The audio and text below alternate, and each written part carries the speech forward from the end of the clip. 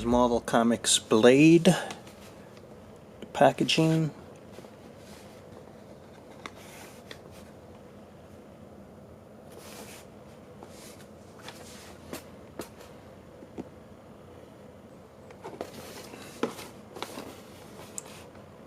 There's a symbol over here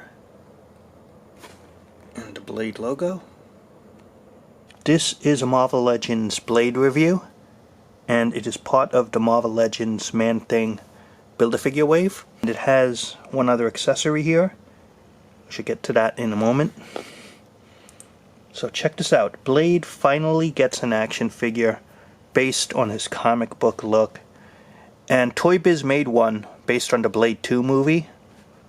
Well, let's check it out. Funny story is, if you're a Marvel Legends collector, years ago they were supposed to make a Blade action figure, and they never got around to making it officially. So they showed prototype pictures, but it was never published. And let's take a look.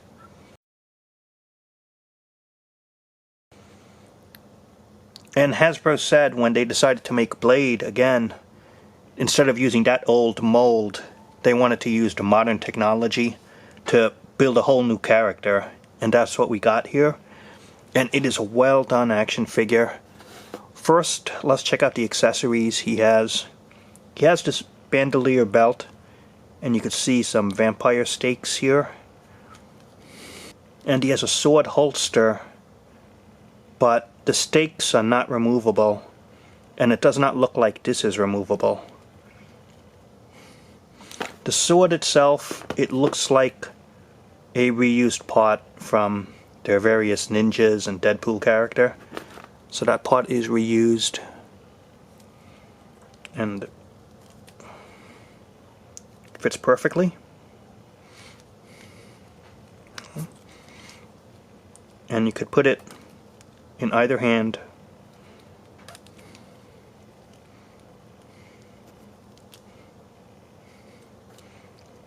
He also has in the thigh, it looks kind of like a stake, but it's supposed to be like some type of, I guess, modified bit, but it's not removable either in terms of individually. So it's kind of odd that they didn't give you an individual stake, and he doesn't have his iconic trench coat. Sometimes he has the trench coat in the comics and sometimes not, and it was definitely influenced by the movie, this look. And the modern day Blade in the comic books, it is all influenced by the movie, but he does not have the coat here. But let's check this out, the head sculpt. He has two head sculpts here. Red shading for the sunglasses. But you know what's kind of odd? The mouth is closed. You would think with a variant head that they would show the fangs because he's half vampire, but no. The only difference is the hair. Checked out the hair design. This one he got a full head, and this one he's almost bald, but not quite. In fact, I think it would have looked a little bit better had he just had a all bald look to it and fangs open. So at least you get an option, whichever one you want. After we take a good look at this, I'm going to switch out the head sculpt here.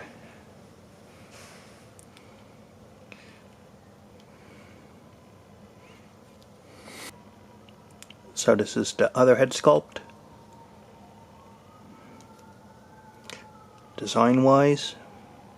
So it depends which one you want. You have some options here.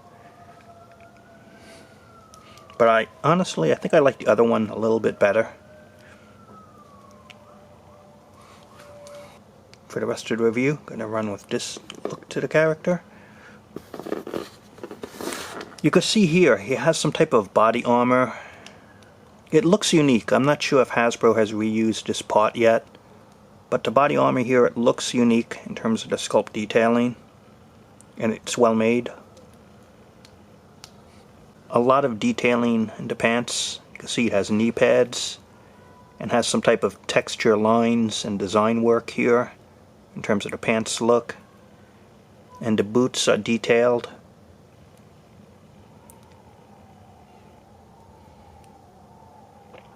Hasbro did some good work designing this.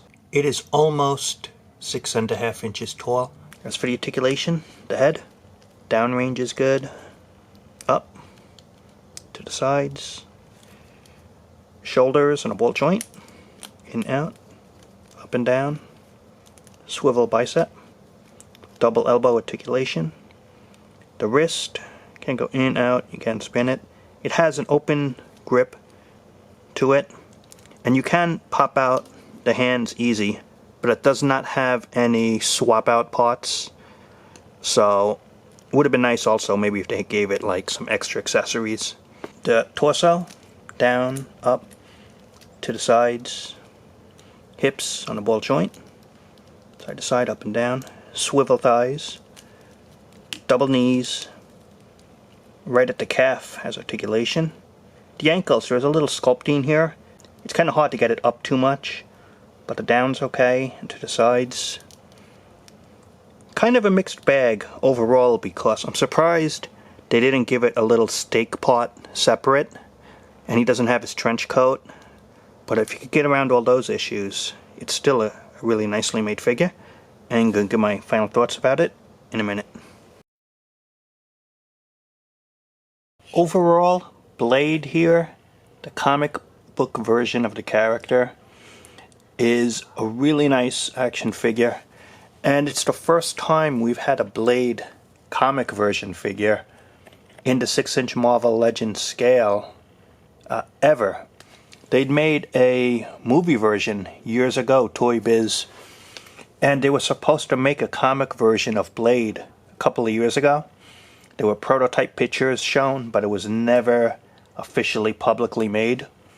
So to finally get an actual Blade figure in the comic look is a pretty nice idea. Plus they gave you the swap out head, which was kind of odd because the one little thing is there was no open mouth version to show his fangs or to show him like angry. This was both head sculpts are closed mouth, and considering he's a half vampire, that was kind of odd that they didn't go all out with the variant head sculpt. He only has one sword though, but on its own right, it's very articulated, well done sculpt. It looks like they used a lot of unique parts to make this figure. And if you like the character or the movie, I think it's a good addition. And so that's the review. Thanks for watching, and talk to you.